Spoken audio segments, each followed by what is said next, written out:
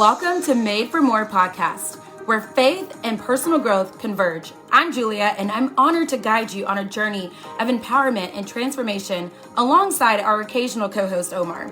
We are passionate believers and advocates for unlocking your God-given full potential.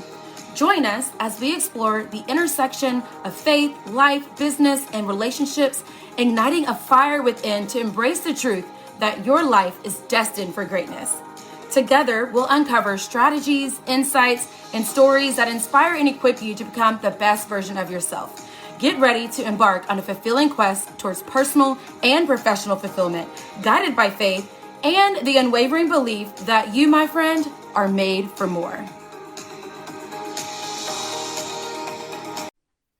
Hello, you guys. Okay, so if you are in the free business tree group, you're looking at me. I look a little crazy because your girl just finally made her way back from a week of vacation in Paris. And I just recorded a podcast episode that made me cry. I think when you just allow yourself to be, like, I don't know, like I cried on the airplanes. I started watching Sister of the Traveling Pants, and I don't know why I started crying.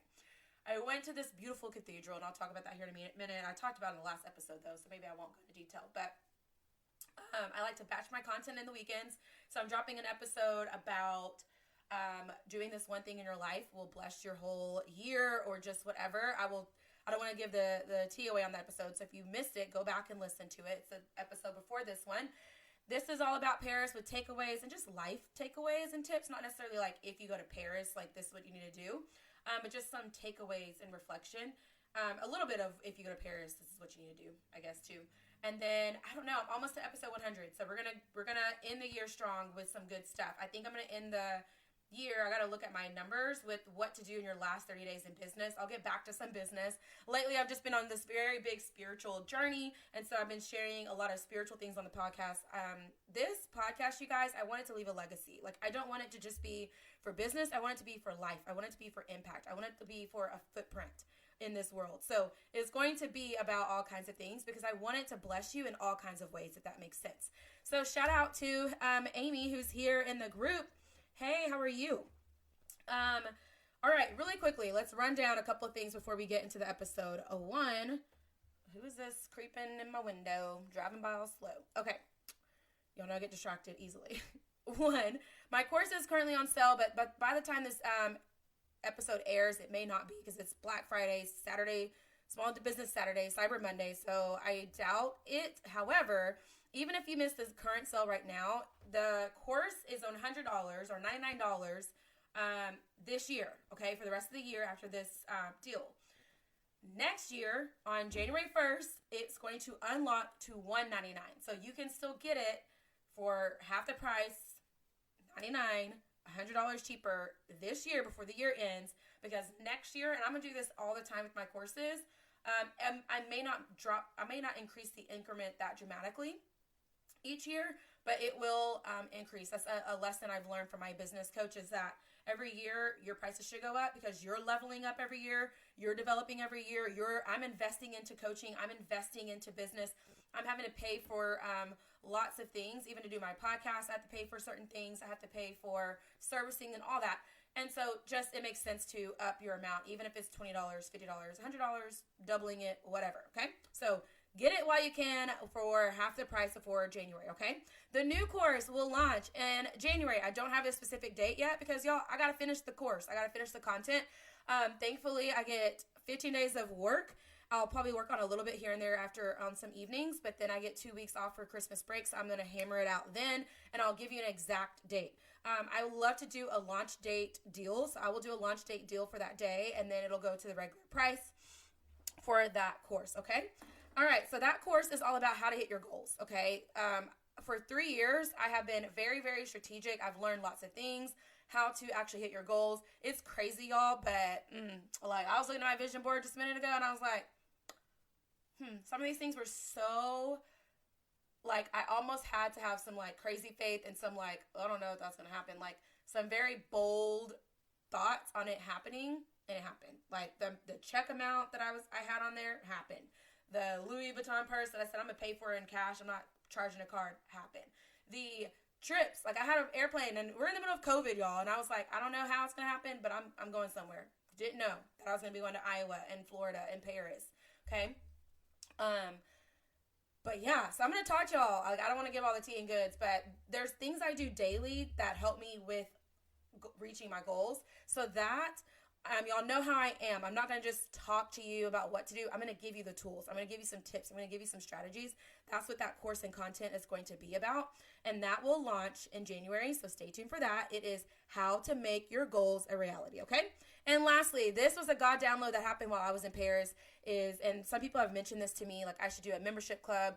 And I was like, well, it's going to be hard to change my group into a membership club because I already have all these people in our business street group. I'm about to start a new group, which is fine.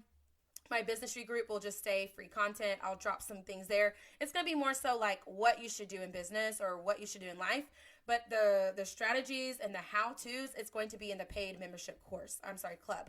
And so I wasn't sure how to do it for monthly. It's about $8 a month, which is nothing. You're going to get a training video from me. You're going to get the podcast episodes that align with that theme. So let's say the theme is on intentionality. What podcast episodes are going to help you with being intentional?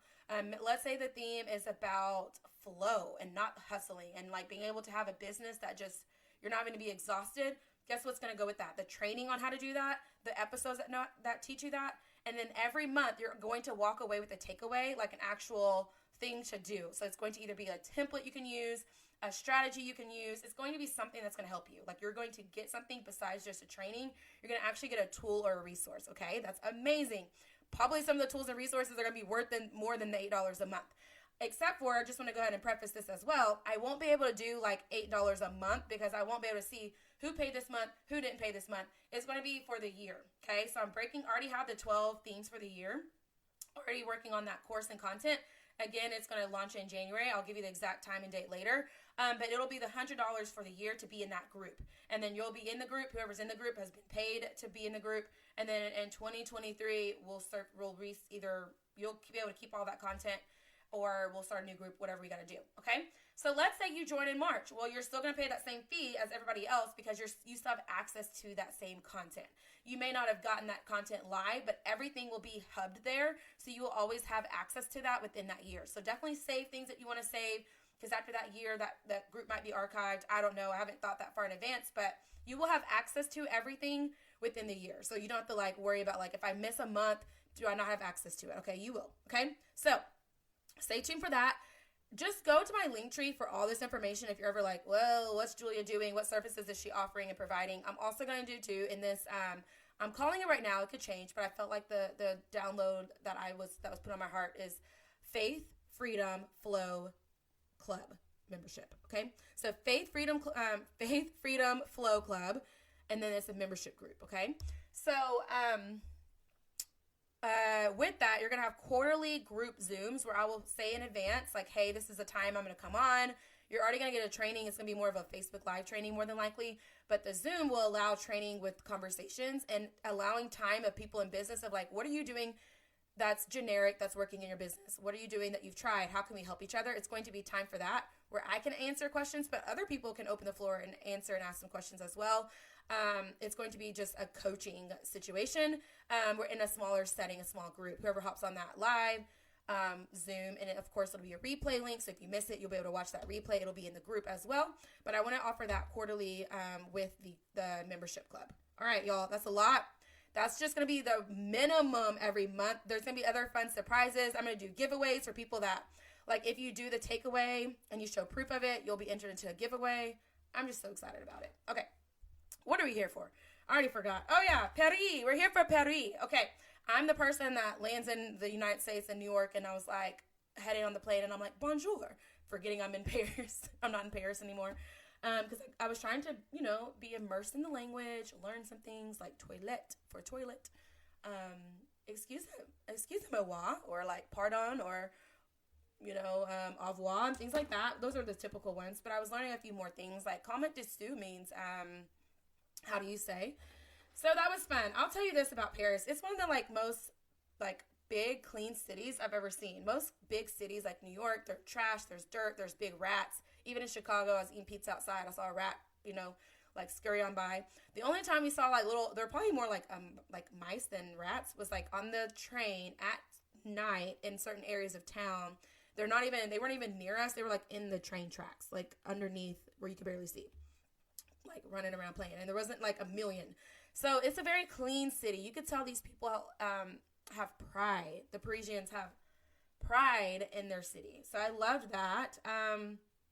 I will say, I truly feel like you have to almost be like, now I know why a lot of these French people, or even like people that live in Paris, or just Europe in general, are small, because I feel like you have to be small to live there. Like their elevators are like one like size. You cannot take furniture up there. There's not a lot of food that's like, you know how Americans, we love our carbs, like we love our burgers. And here in Texas, like we love our Mexican food because we're so close to Mexico.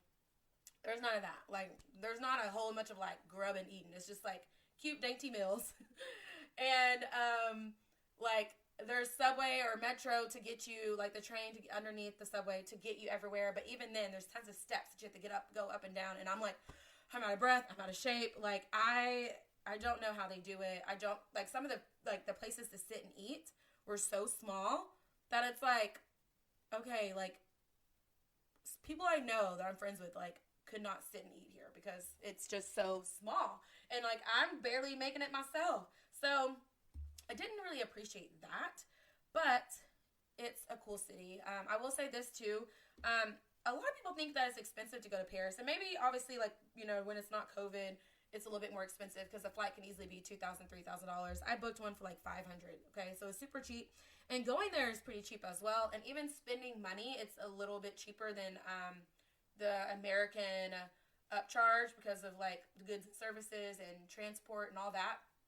So it's really not expensive. Like even the things you do there are going to be either free because you can just like sightsee, or you could do like a tour and it's not going to cost a lot, or you can go to the museums, it's not going to cost a lot. Like once you're there, it's not super expensive. I think a lot of people just think Paris, oh my gosh. And so it's, can you afford to spend all that money I'm like, y'all, it's like, and even when I got there, I was like, these are buildings. Like some of them are gorgeous, of course, but like this is a normal city. Like it's not like, you know, an out of this world experience. And so what that did for me was allow me to realize like, okay, well, normally when I do like international travel, y'all, I'm at a beach because I'm like, I want to go to Bahamas. I want to go to Dominican Republic. I want to go to Mexico a couple times. I want to go to, I don't know where else I've been. St. Thomas, the list goes on.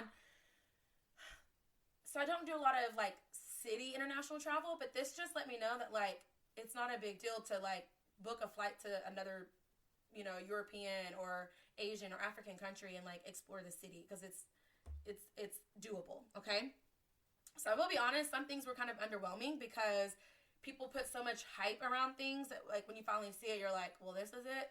You know, like the Eiffel Tower was beautiful, but even from a distance at first I was like, well, I think I've seen this so much in like, you know, movies or little fake things. Like the one I have in my like bedroom, I didn't even realize I have like this fake little Eiffel Tower gold.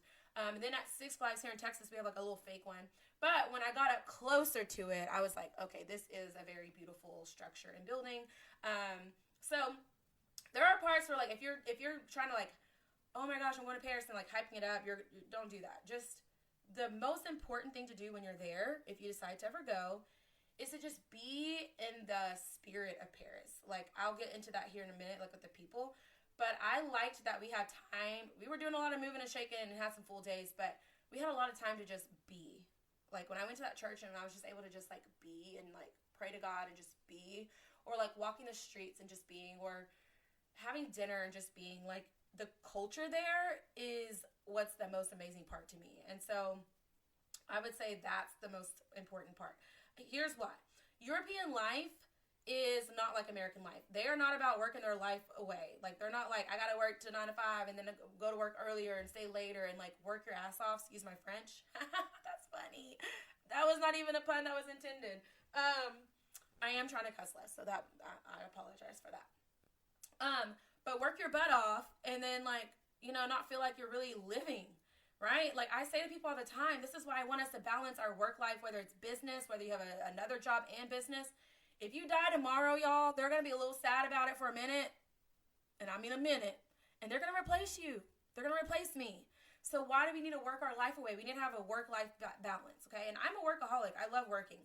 But I still want to make time for friends. I still want to make time for dating. I still want to make time for my family. I still want to make time for myself.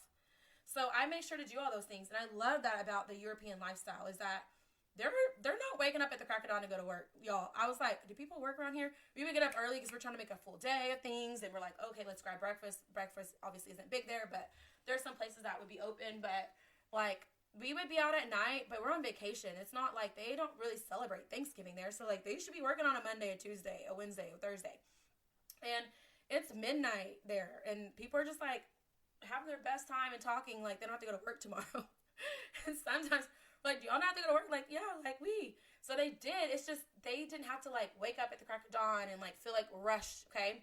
And the servers there in the restaurants, they're paid salary. They're not paid tips. So they're actually, like, viewed as, you know, hard workers in their field as like professionals because they're salary based. It's not like here in America. So I love that. I also love that they're like on time. Like they're gonna leave work on time. They're going to live life on time. Them subway trains, they're coming on time. They're picking you up on time. They're leaving on time. So whatever time they say something is, that's what it is. I loved doing the metro. So if you ever go, don't be afraid to do the metro. We got lost like once. Once officially got on the wrong bus. We're like, we're not on the right one. But lots of times when we would get off, we're like, okay, which way do we go? But it's a fun experience. It reminds you of New York. If you're in a city like that already, then you already know what that's like. But to be able to do that every day, I did it like once in New York, but to be able to do it every day, I kind of started to like understand that way of life. And there was like these people fighting on the metro, and we were like kind of like holding on to things tighter. And one of the ladies we were with, because she was giving us a tour, when we were doing this like Black, French, American, African tour to kind of know more about Black culture. She was like, in Paris, you don't have to worry about like when people are fighting, it's not a real threat to you. Because no one has guns there, obviously, besides the officers and the soldiers and things like that. And they're very well trained. You could tell just like how they carry their guns. Like they're just very well trained to look at actual threats and not just like be alarmed and then like react. So I won't get all political on guns and all that, because at this point, if you live in America, you probably need one, obviously, because everyone in the world everyone in America has one, I feel like, whether you believe it or not. But I will say, it was nice to be in an environment where I knew, of course, there's probably like 1% of the population where somebody has a gun that's not supposed to, and they got through the system somehow. But it was nice to be in a place where there's people traveling all across the world, okay? All across the world, and also people that live there and not feel like I wasn't safe. Like, of course, somebody could come and like pickpocket you, or somebody can push you or hit you, or I don't know, things like that can still happen. Like people can still be violent, but I'm not afraid of like being shot randomly, or like because somebody else is fighting. Like when I was at the Cowboys game, these guys were like fighting outside. So I know in the stadium you can't have your guns, they screen you and all that, but they were in the parking lot. So you don't know if people can go grab their piece real quick in the parking lot and start popping off, and all of a sudden you're just in the wrong place at the wrong time, and then you're dead or you're severely hurt, right? Like those are things that we have to think about, and it like gives me anxiety when I'm out and about in big crowds and places, that it was nice to not have to worry about there. So I'll just say that. Like that was pretty cool. So what else I have to say about this experience? Honestly, the cool thing is there's so much to do there that you can pretty much, like I can go back to Paris. Like, probably not this year, obviously, because it's November and the middle or end of November. I can go back. I'm not going back next year, I don't think, but you never know, because I didn't think I was going to go this year. But let's just say this. The next time I go back, I can have a completely different experience because there's so much to do. Like, you can have an experience and just spend time doing the operas and museums, or going to specific shows or galas, or, like, we went to because, you know, like, champagne's made in France, so we went to the Moet to, like, see it in action, and we learned so much with that. You can go to Paris. Like, I told my mom, like, we can go for, like, 3-4 days just to shop. Like, maybe you go do a tour of the city one of those days so you can see. And then we spend the rest of the time in the shops. I'm trying to say it like they say it. Because there's, like, thousands of retail stores just there. Like, you could literally just do that. You can do Disney and stay there just to go to Disney and then go into the city. Like, I just think that it's, like, the coolest place to travel, and that you can go multiple times there and have completely different experiences. So that's my goal, is the next time I go back to do something, obviously, maybe some of the same things, but have a completely different experience. There's so many touristy things, cultural things that you can do. So that's what's cool. So the last things I guess I'll say is, like here in Texas, it started at like 40 degrees this morning, but it's already 66, okay? Because like the sun comes up, it warms up. But there, if it's 35 or it's 40, it's 35 or 40, and it's staying that way for the rest of the day. So being out and about, if you do plan on going in the winter, I highly suggest bundling up. I didn't take a bag, but I purchased a bag and brought it back because I did a lot of shopping, obviously. But you can also take an empty bag and check it. It'll probably be cheaper than buying like a bag there. But take an extra bag or give yourself some room for shopping or souvenirs or whatever. But things are cheaper there because it's just, like I said, that markup in America. Like you can save hundreds of dollars by buying purses there, buying shoes there, buying, just depending on what you're wanting. But anyway, back to the clothes, making sure you bundle up. So by like the end of the trip, I finally got smart and put on like 2 pairs of socks or like 2 leggings and like tank top, shirt, and long shirt because I was like, it's cold and this weather is not changing. Like it's not going to warm up. It's going to just stay like this all day. So it's snowing. It ended up snowing when we were leaving there too. So yeah, if you're used to the cold, it's probably not a big deal to you, but we weren't like in and out. Like I could probably handle it if we were going in and out, but we would have times where we were out there like all day because there's so much to see and walk to or go to the metro to. So there's just a lot of outdoor. It kind of reminds me of like DC. If you go to DC, there's a lot of outdoor buildings, monuments, and things like that that you want to see. So I would say definitely bundle up if you plan on going in the winter months. But yeah, that was pretty much it. I just loved it. I'm thankful that I had that experience. Definitely go back to the episode before this, and if you missed it, about like my experience at the church in Paris, and just the fact that like because I felt like I was faithful in doing what I needed to do as a Christian believer and honoring God, I feel like that was how I was able to have the experience I have and have had this year. Because when I tell y'all, I'm a vision board person. And even though every day, and I won't say every day because I miss days, like on the weekends, I don't really do my affirmations. But one thing that I write down my 10 affirmations is that I will travel. I'm a world traveler. I will travel the world.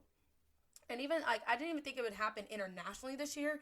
I was just hoping for like nationally, like where can I go in America with COVID and all this stuff. So the fact that God blessed me with that experience just goes back to show that you can have those experiences in life if you take care of things and you steward well with what you have. And like I said, it doesn't require a lot of money and all that. So you could totally do Paris. You don't have to go spend $3,000 in Paris or $5,000, however much, whatever. You can go and probably spend all in all with hotel or Airbnb or wherever you stay and flight. Like you could probably spend $1,000 to $1,500, just depending on, how much it is when you book stuff. But yeah, I am thankful for that. And my takeaways, I want to end with this, is that I'm going to make sure I live more of a European standard of having a more work-life balance. They are some of the happiest people. And I don't know if it's because, like I said, they don't feel like they have a lot of threats, if it's because they get to sleep in. A lot of the places, restaurants and stuff close from like 4 to 6. I don't know. We didn't really understand. We talked to some people about their reasons why, and I guess everybody's reasons are different. But like I said, some people don't even go into work until late, so they're just chilling. And then you have these like that are just like the wines and beers that open up during that 4 to 6 time. Some will stay open till like 8 or 9. Anyway, it's just a very relaxed city. Like it's just very chill. And I'm going to take that with me to spend time making sure, I just take time to slow down. I am going to remember those little moments where I was just being like on the patio or in the church or with my friends. Like, I think sometimes we rush so much in life, and I'm a person that I love a to-do list. I love to do all the things. I love to get all the things done. Like even today, I have a whole to-do list. I'm like, record 3 podcast episodes, do my laundry, put up everything, decorate the Christmas tree, plan my clothes for the week, see what meal. I'm not prepping meals. I'm tired, but I'm that person. But I want to make sure, even if I have to put it in my virtual calendar, don't forget to just be. I'm going to do that. That should maybe even be my word for the year next year, but it's not. My word for the year, I'm going to talk about in the next episode, actually. So that's it. Those are all my reflections. What I can pass to you guys is just find time to just be. We are human beings. We are not human doings. So sometimes we need that reminder to just be, and that's when blessings come more, and that's whenever God can actually, you can tune into more things, you can listen more because you're just in a state of being. That's all I got. Love y'all.